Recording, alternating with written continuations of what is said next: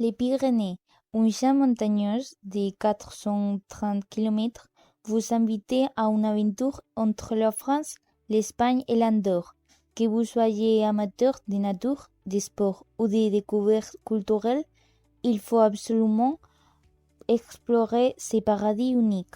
Rendez-vous au sommet, l'Aneto, le point culminant des Pyrénées à 3404 mètres. Vous attend sur le versant espagnol. Et si vous êtes du côté français, vous devez visiter le pic du Midi, percé à 2877 mètres.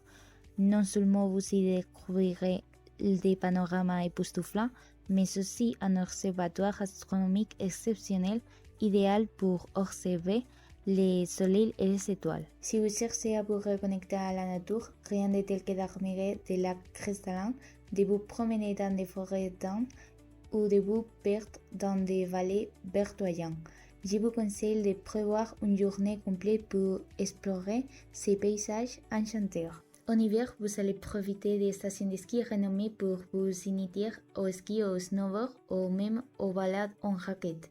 Et si vous êtes plutôt un passionné de randonnée, il faut absolument venir en été pour arpenter les sentiers des parcs nationaux. Je vous conseille de visiter le parc national d'Ortesa du Montperdu avec ses roches spectaculaires, le parc national des Pyrénées où la biodiversité est reine et le parc national d'Aigüestorn avec ses rivières et ses cascades. Et si vous êtes un aventurier dans l'âme, choisissez parmi les itinéraires légendaires comme la JR10, la JR11 ou la HRP qui traversent les Pyrénées d'est en ouest. Les Pyrénées offrent une expérience inoubliable à tous les visiteurs. Mais d'où vient le nom des Pyrénées? Il était une fois une fille qui s'appelait Pyrène, a vécu dans un pays plat, à côté d'une mer bleue, où les paysans sont énervés avec les gros cailloux de leurs champs.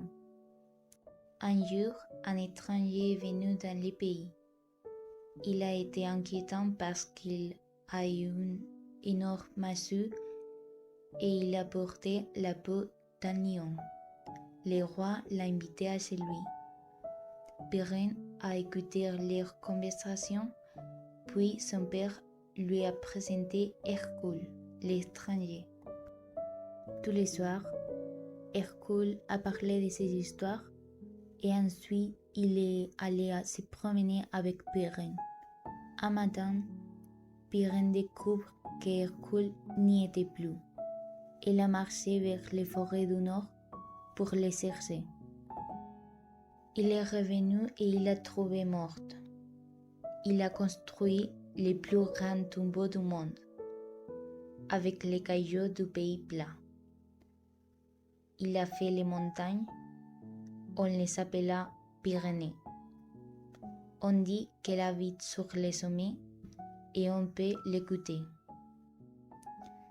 Merci beaucoup de m'avoir écouté. À bientôt.